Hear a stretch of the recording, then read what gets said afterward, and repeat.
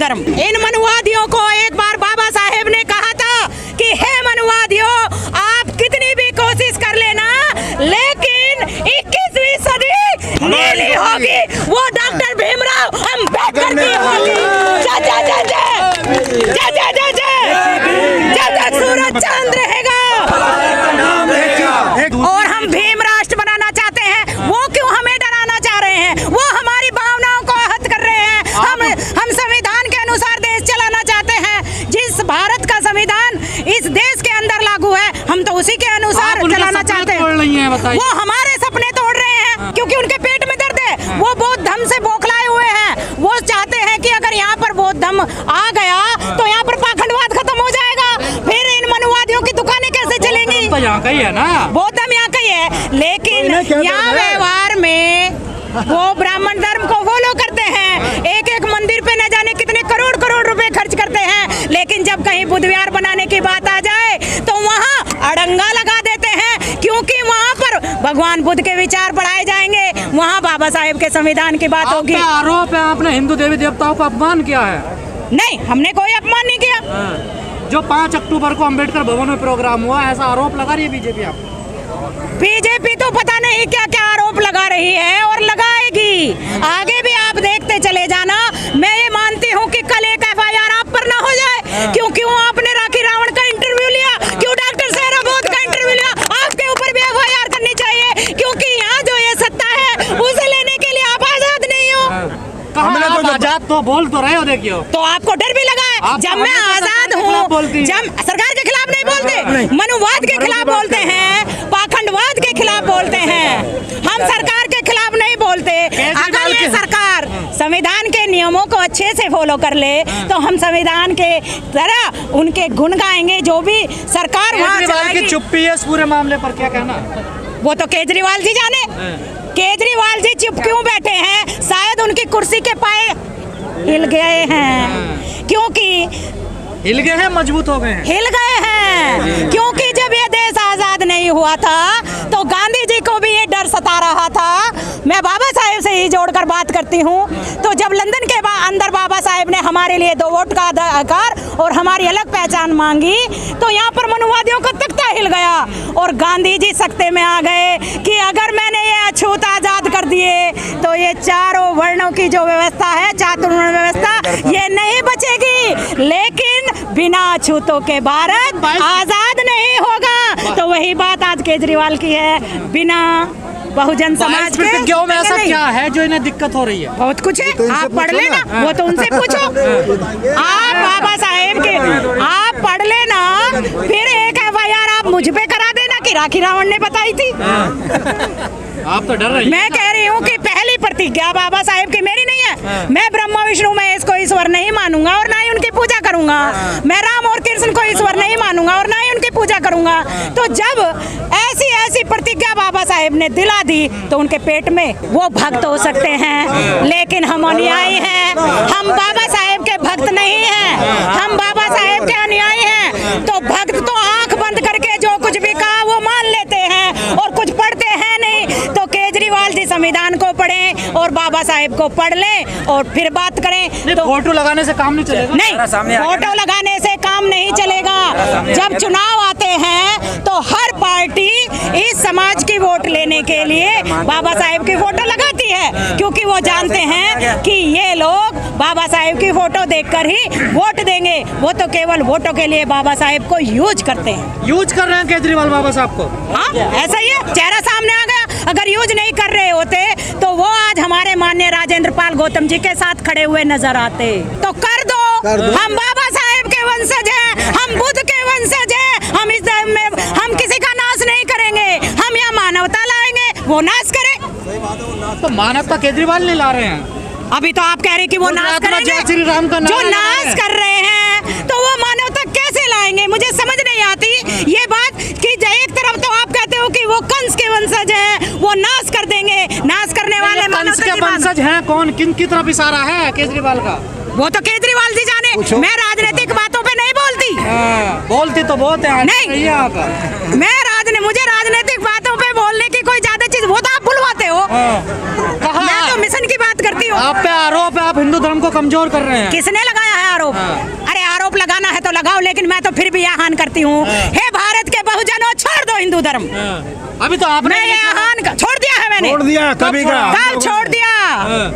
मैं बचपन से ही बाबा साहेब की फॉलोवर हूँ। मेरे घर में कभी भी किसी देवी देवता की पूजा नहीं हुई। हमारे पिताजी पहले कबीरपंथी थे, और जैसे ही पता चला कि ये अधिकार तो बाबा साहेब की बदौलत मिले हैं, हम बुद्धिस्ट हो गए। तो मेरे घर में कभी भी बाबा साहेब के अलावा, कबीर जी के अलावा, और जितने भी हमारे बहुजन महापुरुष हैं उनके अलावा कोई भी साहित्य नहीं मिलेगा। और जयंती मनेंगी तो उन्हीं की मनेंगी। तो आप ये कैसे कह सकते हो कि आप भी हिंदू हो? मैं हिंदू धर्म का एक भी संस्कार अपने घर में नहीं कराती। जितने भी संस्कार होते हैं वो सब बौद्ध रीति से किए जाते हैं। दिक्कत क्या है हिंदू धर्म से? और मैं आपको बता दूं कि जब मैंने दीक्षा भी नहीं ली थी, अब से 25 साल पहले, मेरी शादी तब हुई थी जब हिंदुओं के देवी देवता आराम से सो रहे थे। 5 अक्टूबर को वो सो रहे थे, और राखी रावण, जब ये राखी रावण नहीं थी, केवल राखी थी, तो ये शादी कर रही थी। ये रावण क्यों लगाया आपने पीछे? रावण इसलिए लगाया क्योंकि मैं रावण की सच्चाई बताऊं, रावण कोई और नहीं है, हमारे ब्रदर्थ मौर्य हैं। मौर्य वंश के 10वें राजा हैं। लेकिन इन मनुवादियों ने रावण को बुरा बताने के लिए, वो ब्राह्मण अज्ञातजनक कितने बड़े ब्राह्मण हैं, पंडित। अब ये बताने के तो कुछ भी बता दे।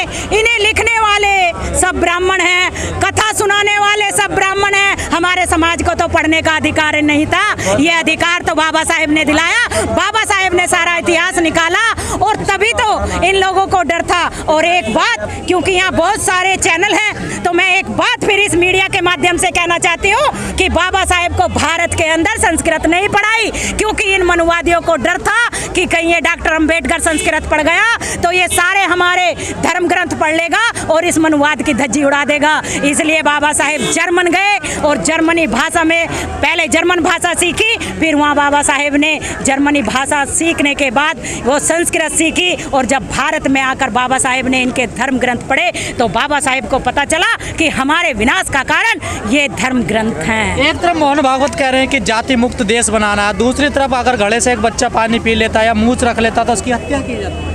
बिल्कुल सही बात आपने बोली। अगर जाति मुक्त बनाना है तो मैं तो बार बार यही आह्वान करूंगी, क्योंकि जातियां बौद्ध धर्म में नहीं हैं, हिंदू धर्म में। मोहन भागवत जी, आप जाति मुक्त समाज नहीं बना सकते, जाति मुक्त भारत नहीं बना सकते। अगर हिंदू धर्म में ऐसा होता तो इंद्र मेघवाल जैसी घटनाएं हर रोज कहीं ना कहीं घटती हुई नजर ना आती। मनीषा वाल्मीकि हो, और न जाने मेरी ऐसी कितनी बहनें हैं जिनकी FIR तक नहीं होती, जो थाने तक ले जाई नहीं जाती, और उसके बाद कहीं पर न्यूज आती है कि एक मैडम एक गरम डंडा एक दलित बच्चे के मुंह में ठूस देती है, उसका सारा गला जला देती है। तो अगर यहाँ जाति मुक्त भारत होता तो ये घटनाएं रोज रोज नहीं घटती। इसलिए बाबा साहेब ने ये घटनाएं रोकने के लिए, ये पाप का धर्म रोकने के लिए हमें ये बौद्ध धर्म दिया है, जो बहुत ही मान धर्म है। इतनी बड़ी तादाद में लोग क्यों ले रहे हैं बौद्ध धर्म की दीक्षा? पहले सुनते थे 10-20 लोगों ने या किसी एक परिवार ने ले लिया, अब तो 10-10 हजार लोग, 15-15 हजार। अभी लाखों लोग भी लेंगे। अगले साल इसी दिल्ली के अंदर आप देखना, जो अब के 10,000 लोगों ने ली, तो अगले साल 10 लाख लेंगे, क्योंकि बौद्ध धर्म ही एक महान धर्म है, वैज्ञानिक धर्म है, सबको समानता का हक देता है, इसमें ही न्याय है, इसमें ही भाईचारा है, और यही एक गरीब बालक को एक चांद पर पहुंचने का रास्ता बता सकता है। बौद्ध धर्म ही में भाईचारा नहीं है। मोदी जी दलितों के पैर धुलते हैं, ये भाईचारा तो है। देखिए वो दिखावा है।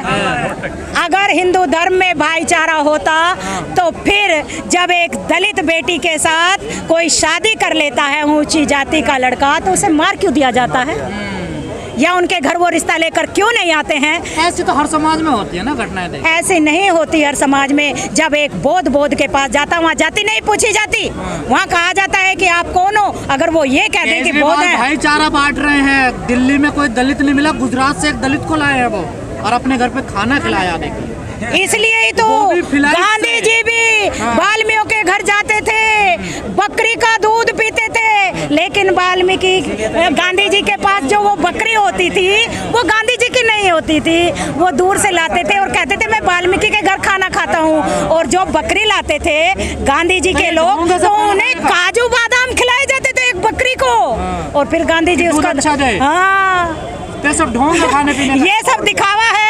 और ये हमारे पूरे समाज को गुलाम बनाने का जरिया है। क्या संदेश दोगे आज? मैं यही संदेश देना चाहूंगी कि केजरीवाल सरकार ने जो ये 22 प्रतिज्ञाओं को लेकर बवंडर मचाया है, ये बवंडर ना हो करके हर आदमी इन प्रतिज्ञाओं को अपने ऊपर फॉलो करे, समानता, न्याय, भाईचारा यहाँ कायम करे, संविधान के नियमों का पालन करे। बहुजन महिलाएं तो लगी पड़ी हैं, कहाँ पर लगी पड़ी हैं? आपको पता नहीं कहाँ लगी पड़ी हैं? बहुजन महिलाएं मोदी जी ने राशन में कर रखी हैं।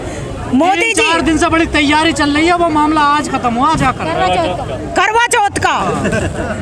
बड़ी यही तो है पाखंडवाद। इसलिए ही तो बाबा साहेब ने कहा कि मेरे समाज की बेटियों, अगर तुम्हें अपने पति की लंबी उम्र चाहिए तो उन्हें पहली बात तो ये कि भगवान बुद्ध के जो 5 सील हैं उन पे चलते हुए किसी भी तरीके का नशा नहीं करना चाहिए। और जब आदमी नशा नहीं करेगा तो आदमी की उम्र लंबी होगी। और बाबा साहेब ने आगे हमें संदेश दिया कि मेरी बेटियों, मेरी बच्चियों, अगर तुम्हें अपने पति की लंबी उम्र चाहिए तो उसकी ठीक से देखरेख करो, उसके खाने पीने का ध्यान रखो और नशा ना करो। व्रत रखने लोगों से। को वो हिंदू राष्ट्र बनाना चाहते हैं, आपने एक दूसरे और हम भीम राष्ट्र बनाना चाहते हैं, वो क्यों हमें डराना चाह रहे हैं? वो हमारी भावनाओं को आहत कर रहे हैं। हम संविधान के अनुसार देश चलाना चाहते हैं। जिस भारत का संविधान इस देश के अंदर लागू है, हम तो उसी के अनुसार चलाना चाहते हैं। वो हमारे सपने तोड़ रहे हैं, तो इसमें हमारी कहाँ गलती है? आपके कहाँ सपने? तो अचानक से जिन्हें कहाँ से आप लोगों ने पूरा बवाल खड़ा? नहीं, हमारे तो सपने नहीं, हमारा तो संकल्प है।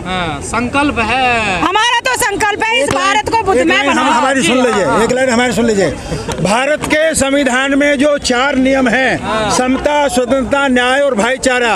समता जब तक नहीं आएगी, जब तक वर्ण व्यवस्था और जाति व्यवस्था नहीं टूटेगी, तो मोहन और हिंदू के रहते हुए वो टूट नहीं सकती। मोहन वो धर्म से ही रहेगी। मोहन भागवत खत्म कर रहे हैं वर्ण व्यवस्था को। कोई नहीं कर सकता, ये नहीं कर सकते जब तक हिंदू धर्म है, ये नहीं कर सकते। वो कर देंगे, हम उनकी बात मान लेंगे। जब वो कर देंगे तब हम आगे आएंगे। आप में भी तो जाति है। कौन कह रहा जाति है? बौद्ध धर्म में कोई जाति नहीं है। अरे क्या बात कर, कोई जाति नहीं बौद्ध धर्म में। तो को मैं जानता हूँ, ये पिछड़ा बनता है, ये वो कोई इकले दुकले से बात नहीं बनती, सिद्धांत से बात बनती है। बनते जी बन जाते हैं तो केवल बनते जी हैं, वहाँ पिछड़ा कुछ नहीं होते। उनमें लड़ाई होती है आपस में मैडम? नहीं, नहीं हो सकती लड़ाई। वो मनुवादी करवा देते होंगे लड़ाई, वो मनुवादी करवा देते होंगे, उन्हें डरा देते होंगे। भारत के संविधान में लिखा हुआ कि कोई भी आदमी किसी भी धर्म में जाने के लिए स्वतंत्र है। ये तो सबको पता है। सबको पता है। ये बात क्यों हो रही है हमारे? कौन सी नई बात बता? ये जो हम दूसरे धर्म में जा रहे हैं, किसी के धर्म में जा रहे हैं, इन्हें क्या तकलीफ हो रही है? ठीक है,